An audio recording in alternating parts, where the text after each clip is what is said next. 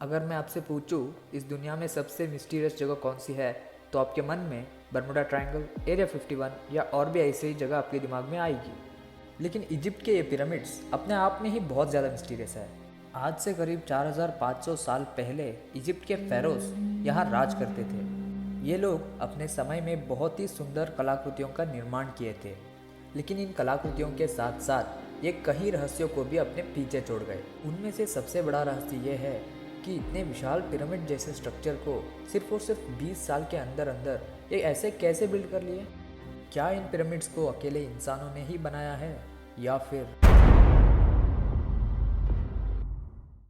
The Great Pyramid is arguably the most enigmatic structure on the face of the earth. Even the placement of the Great Pyramid has aroused great interest among Egyptologists. Inspired endless speculation as to how it was built and what purpose. At the mathematical knowledge that is encoded into the Great Pyramid, the measurements that are used in it. It is the only surviving wonder of the ancient world. The great pyramid of Giza, जिसे अकेत कुफू के नाम से भी जाना जाता है, उसका construction around 2547 BCE में शुरू हुआ था। इसमें एटलीस्ट 1 क्यूबिक मीटर जितने या उससे भी बड़े 23 लाख पत्थर लगाए जा चुके थे। इसके अंदरूनी चेम्बर्स को 50 टन से भी ज़्यादा भारी ग्रेनाइट पत्थरों से बनाया गया था और बाकी के स्ट्रक्चर्स को 2 अलग टाइप के लाइमस्टोन से बनाया गया था। और ये पिरामिड तकरीबन 146.6 मीटर्स जितना ऊंचा है और साथ ही साथ इसकी बेस की लंबाई 230 मीटर्स तक है। और आप लोग ये भी जान लो, 3800 सालों तक the great pyramid of Giza ने world's tallest man made structure का खिताब भी होल्ड करके रखा था। और इस रिकॉर्ड को फाइनली लंदन में बने एसटी पॉल कैथेड्रल ने अपना तो बना लिया, लेकिन साल 1666 में कोलैप्स कर गया। लेकिन पिरामिड ऑफ गीज़ा हज़ारों सालों से टिका हुआ कैसे है? ऑब्वियसली उसका बेस स्ट्रॉन्ग करके। किसी भी स्ट्रक्चर को बनाने से पहले उसका बेस स्ट्रॉन्ग करना बहुत ज़्यादा ज़रूरी है। मगर गीज़ा पिरामिड की जगह ऊबड़ खाबड़ होने की वजह से वहाँ की ज़मीन को पहले समतल करना ज़रूरी था।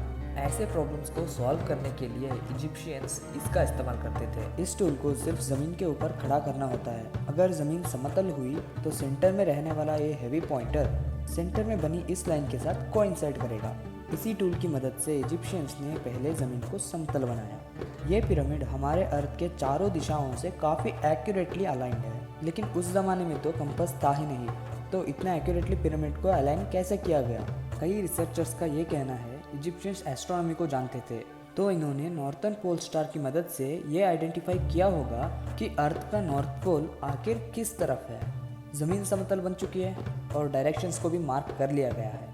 अब टाइम है कंस्ट्रक्शन के लिए लगने वाले सारे मटेरियल्स को कलेक्ट करने की। सबसे पहले कॉपर और वुड, क्योंकि कंस्ट्रक्शन के लिए लगने वाले थे 23 लाख स्टोन्स, जिन्हें अलग अलग खदानों से खोद के निकालना था। इस खुदाई के लिए सबसे इम्पोर्टेंट चीज़ यानी आयरन यहाँ मिलती ही नहीं थी और इसीलिए इजिप्शियन को स्विच करना पड़ा टुवर्ड्स कॉपर। लेकिन कॉपर की खदान गीज़ा के ईस्ट की तरफ बहने वाली रेड सी के उस पार सिनाई में मौजूद थी, जिसके लिए इजिप्शियंस नाइल नदी से होते हुए 200 किलोमीटर्स दूर वाडी अल जरफ जाते थे। फिर वहाँ से कुछ बोट्स के जरिए रेड सी को पार करके सिनाई के कॉपर मिल्स तक पहुँच जाते थे। लेकिन वहाँ से कलेक्ट किए हुए कॉपर को सिनाई से वाडी अल जरफ तक रेड सी पार करके लेके आना पॉसिबल नहीं था, क्योंकि उनके लिमिटेड अमाउंट ऑफ बोट्स में या तो ये लोग जा सकते थे या फिर कॉपर आ सकता था, दोनों एक साथ नहीं आ सकते थे। इसके लिए सिनाई के नॉर्थ में बसे सिडार फॉरेस्ट में जाते थे ताकि और हाई क्वालिटी बोट्स बनाने के लिए वुड प्राप्त कर सके।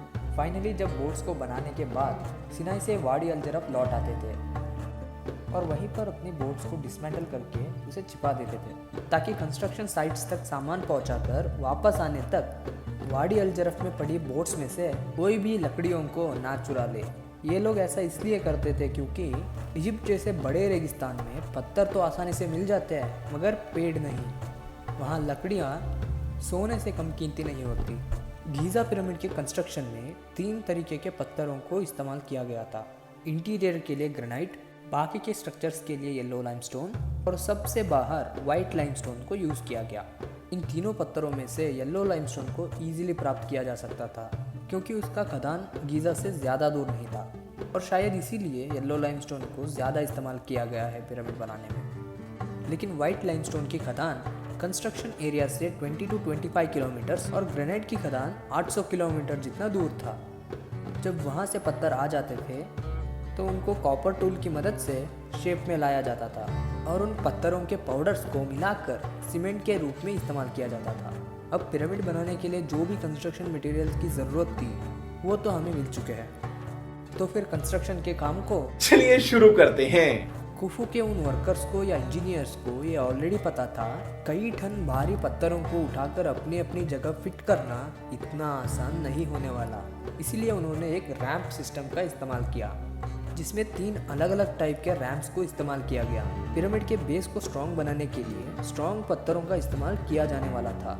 इसीलिए 12 से 20 डिग्री एंगल का स्लोप वाला सीधा रैंप को इस्तेमाल किया गया था जिससे बड़े पत्थरों को मूव करने में आसानी हो सके। लेकिन रैंप को पूरी पिरामिड के कंस्ट्रक्शन के लिए इस्तेमाल नहीं किया जा सकता था क्योंकि पिरामिड के ऊपरी हिस्से के कंस्ट्रक्शन के लिए इस रैंप का एंगल बढ़ाना पड़ता जिससे उन भारी पत्थरों को ऊपर ले जाना बहुत ज़्यादा मुश्किल हो जाता था। इसीलिए ऊपर के लेयर के कंस्ट्रक्शन के लिए 2 स्पाइरल रैंप्स बनाए गए थे, एक को बाहर की तरफ से और एक को अंदर की तरफ से। जो बाहर का स्पाइरल रैंप था उसका इस्तेमाल अंदरूनी चेम्बर्स में लगने वाले 50 टन भारी ग्रेनाइट ब्लॉक्स को ले जाने के लिए किया था और जो अंदर का स्पाइरल रैंप था उसका इस्तेमाल 1 से 2 टन भारी पत्थरों के ऊपरी लेयर को बनाने में इस्तेमाल किया गया था। रिसर्चर्स का ये भी कहना है आज के समय में बाहर की तरफ बनाए गए दोनों ही रैंप्स यानी स्टार्टिंग में यूज किया गया सीधा रैंप और ग्रेनाइट पत्थरों को ले जाने के लिए बनाया गया स्पाइरल रैंप हमें इसलिए नहीं दिखाई देते क्योंकि इन रैंप्स को जानबूझकर छोटे पत्थरों से बनाया गया था। जैसे ही इनका काम खत्म होते ही इनमें इस्तेमाल किए गए सभी पत्थरों को रैंप से तोड़कर निकाल लिया गया और इंटरनल स्पाइरल रैंप की मदद से पिरामिड के ऊपर के स्ट्रक्चर्स में फिट कर दिया और कुछ इस तरह जन्म हुआ हमारे ग्रेट पिरामिड ऑफ गीज़ा का, जो आज 50,000 स्क्वायर किलोमीटर से भी ज़्यादा जगह घेरे शांत से खड़ा है। उम्मीद है दोस्तों आज की वीडियो भी आपको बहुत ज़्यादा पसंद आई होगी। ऐसे ही और भी इंटरेस्टिंग वीडियोस देखने के लिए चैनल को सब्सक्राइब और बेल आइकन को एनेबल कर लीजिए। तो मिलता हूँ एक और नई माइंड ब्लोइंग वीडियो के साथ, तब तक के लिए बाय बाय।